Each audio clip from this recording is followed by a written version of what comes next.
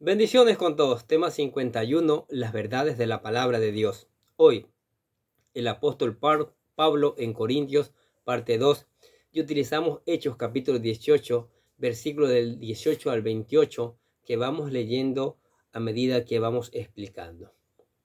Ahora, el camino de regreso. Pablo se quedó en Corinto mucho tiempo. Cuando cumplió su misión allí, siguió su camino de regreso a casa, de donde había partido mucho tiempo atrás. En esta ocasión, sus nuevos amigos Aquila y Priscila le acompañaron en su viaje. Miren lo que dice Hechos capítulo 18, versículo 18.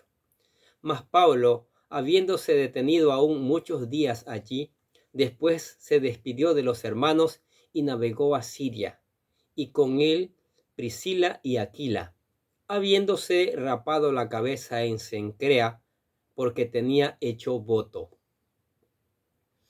El destino final de Pablo iba a ser Siria, pero antes debía hacer otra parada, ya que tenía una misión que cumplir en Jerusalén. Lucas señala que Pablo se rapó la cabeza por un voto. Seguramente se refiere a un voto nazareo, Números capítulo 6. ¿Sí?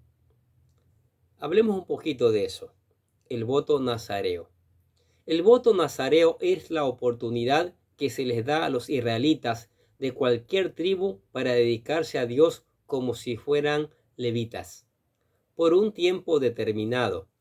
Este voto voluntario está descrito en el libro de Números, capítulo 6, versículo del 1 al 7. Escuchemos lo que dice.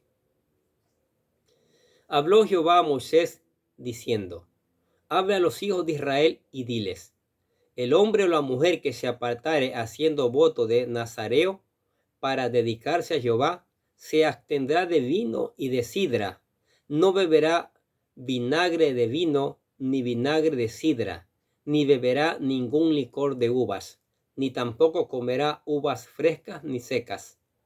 Todo el tiempo de su nazariato, de todo lo que se hace de la vid, desde los granillos hasta el ollejo, no comerá. Todo el tiempo del voto de su nazariato no pasará navaja sobre su cabeza, hasta que sean cumplidos los días de su apartamiento a Jehová. Será santo, dejará de crecer su cabello todo el tiempo que se aparte para Jehová. No se acercará a persona muerta, ni aun por su padre, ni por su madre, ni por su hermano, ni por su hermana. Podrá contaminarse cuando mueran, porque la consagración de su Dios tiene sobre su cabeza. Qué palabra maravillosa, ¿no es cierto? En el periodo en que el israelita cumplía su voto nazareo, no se debía cortar el cabello, pero al fin, cuando cumplían el tiempo de su voto, se debían rapar la cabeza y ofrecer una ofrenda de paz en el templo de Jerusalén.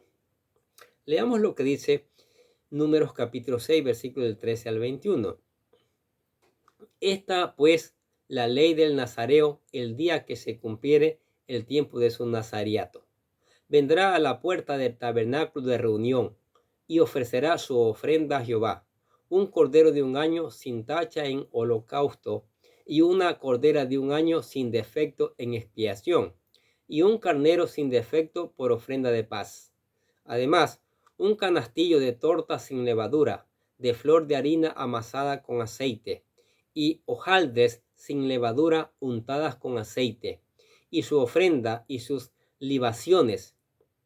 El sacerdote lo ofrecerá delante de Jehová, y hará su expiación y su holocausto, y ofrecerá el carnero en la ofrenda de paz a Jehová, con el canastillo de los panes sin levadura. Ofrecerá asimismo el sacerdote su ofrenda y sus libaciones. Entonces el nazareo raerá a la puerta del tabernáculo de reunión su cabeza consagrada, y tomará los cabellos de su cabeza consagrada y las pondrá sobre el fuego que está debajo de la ofrenda de paz. Después tomará el sacerdote la espaldilla cocida del carnero, una torta sin levadura del canastillo y un hojaldre sin levadura, y las pondrán sobre las manos del nazareo, después que fuere raída su cabeza consagrada. Y el sacerdote mecerá aquello como ofrenda mecida delante de Jehová, lo cual será cosa santa del sacerdote, además del pecho mecido y de la espaldilla separada. Después el nazareo podrá beber vino. Esta es la ley del nazareo, que hiciere voto de su ofrenda a Jehová por su nazariato. Además de lo que sus recursos le permitieren, según el voto que hiciere, así hará, conforme a la ley de su nazariato. ¿Qué les parece? Pablo hizo una promesa delante del Señor y la cumplió. Rapada de cabello. La rapada de cabello se hacía al final del voto, pero algunos comentaristas señalan que también lo hacían al principio, para que el largo del cabello representara el tiempo del voto.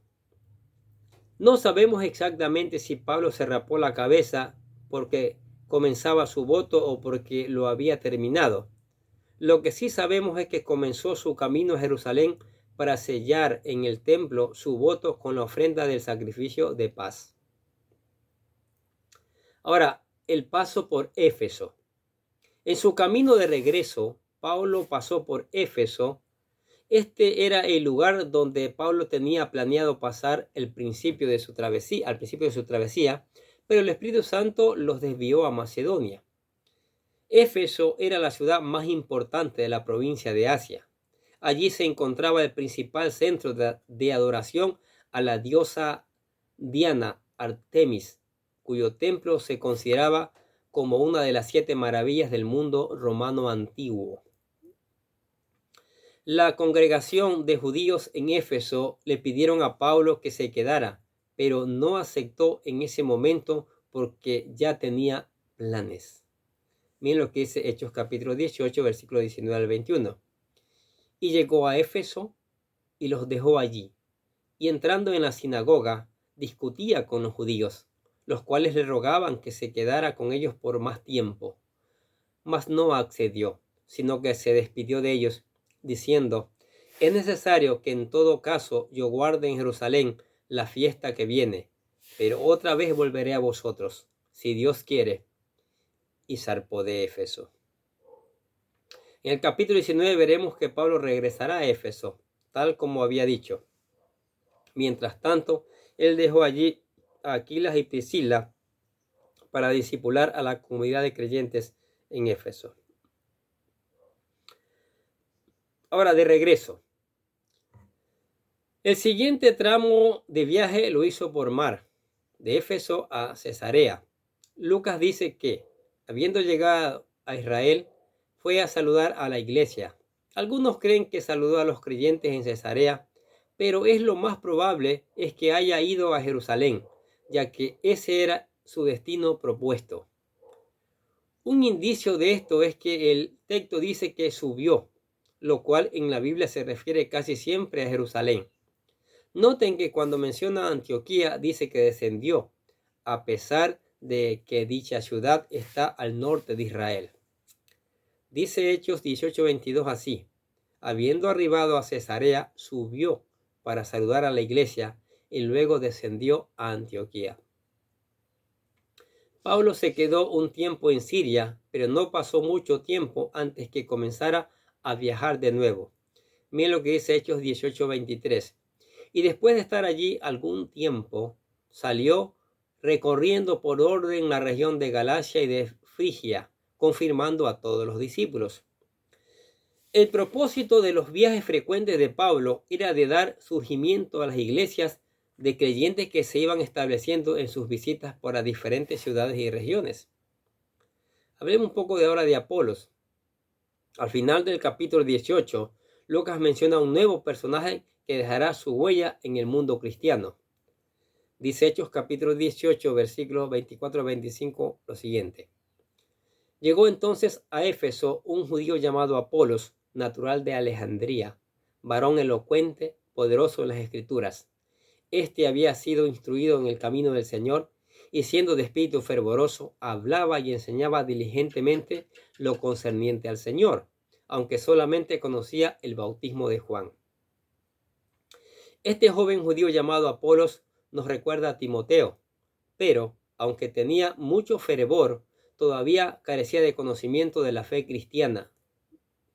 Parece que Apolos era un discípulo de Juan el Bautista o de alguno de sus seguidores cercanos, pero no se mantuvo en contacto con los apóstoles. Por eso Priscila y Aquila le hablaron y le discipularon. Miren lo que es Hechos capítulo 18, versículo 26. Y comenzó a hablar con denuedo en las sinagogas, pero cuando lo oyeron, Priscila y Aquila lo tomaron aparte y les pusieron más exactamente el camino de Dios. Aparentemente Apolos tenía un gran don de la persuasión y sirvió mucho para la evangelización de aquella región. Miren lo que dice Hechos capítulo 18, versículo 27 al 28. Y queriendo él pasar a Acaya, los hermanos le animaron y le escribieron a los discípulos que le recibiesen. Y llegado él allá, fue de gran provecho a los que por la gracia habían creído, porque con gran vehemencia refutaba públicamente a los judíos, demostrando por las escrituras que Jesús era el Cristo. Qué maravillosa la palabra. Mire, seguimos dando a notar hombres y valientes que no paran ante nada de predicar la palabra de Dios. Aquí aparece otro personaje, Apolos, elocuente, gran predicador, ¿sí? Es discipulado porque había unas cositas que él no conocía todavía. Priscila y Aquila lo discipulan y vamos, sigamos enseñando. Sí, por un pueblo, otro pueblo, un pueblo, otro pueblo, sin parar. Amigos, hermanos, pastores que escuchan, para ellos era muy difícil. Las ciudades, la una de la otra, eran muy distantes porque no había los medios de transporte que hay ahora. Ahora en un avión se va hasta lo último de la tierra, un continente a otro continente, carros, motos, nos movemos rápido de una ciudad a otra. Pero esta gente, aún sin tener los medios que nosotros tenemos ahora, se movieron, llevando la palabra de Dios por todas las ciudades, por todos esos rincones. Y esto es una gran lección para nosotros, que a veces sentados, cómodos, no hacemos nada. Tenemos facilidad para viajar, movernos de un lado a otro, seguimos sentados. Entonces rogamos al Espíritu Santo que nos mueva, que nos levante, que nos devuelva el ánimo para predicar esta palabra, que hoy día este mensaje es urgente. Mire, la gente se convierte en un pueblo, en otro pueblo, las personas se convierten, la iglesia crece. Ya hay iglesias plantadas en uno y otro pueblo, en todos esos pueblos han dejado plantadas iglesias. Es que solo los valientes arrebatan el reino de los cielos, ¿sí? Y para ser un verdadero arrebatador del reino, un verdadero predicador, usted primero tiene que venir a Cristo, pero de todo corazón. Tiene que entregar su vida al Señor. Dice, Señor, aquí estoy. Envíame a mí. Envíame a mí. Entonces, acepte a Cristo como su Salvador, ¿sí? Nosotros hemos tejido una oración de cómo guiarle al Señor, de cómo dar esos pasos para que usted se convierta mañana en un gran predicador. La oración dice, querido Dios, sé que soy un pecador y que nada de lo que hago puede hacerme ganar el cielo o la vida eterna. Creo que Jesucristo murió por mí, derramando su sangre para redimir, para lavar todos mis pecados y para ser redimido. Y que se levantó de la tumba al tercer día. Ahora mismo lo recibo como mi Salvador personal, confiando solamente en Él como mi único camino al cielo. Y decimos, Señor Jesús, séllame y lléname con tu Espíritu Santo. Y escribe mi nombre en el libro de la vida. Y decimos, gracias, amado Padre Celestial, por regalarme la vida eterna. Amén. Entonces, no se quede con solo una oración. Lea la palabra, estúdiela. Acuérdese que los tesalónicos eran más nobles, que estudiaban, investigaban para ver si esas cosas. Hoy hay muchos cuentos.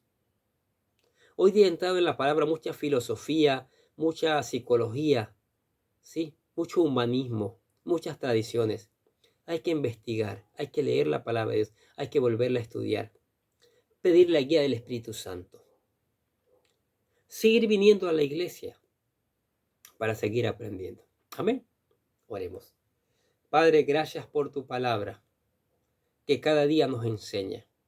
Hemos estado aprendiendo hasta aquí cómo la iglesia ha crecido, cómo hombres y mujeres se han levantado llenos del Espíritu Santo, llevando tu palabra tanto al pueblo judío como al pueblo gentil.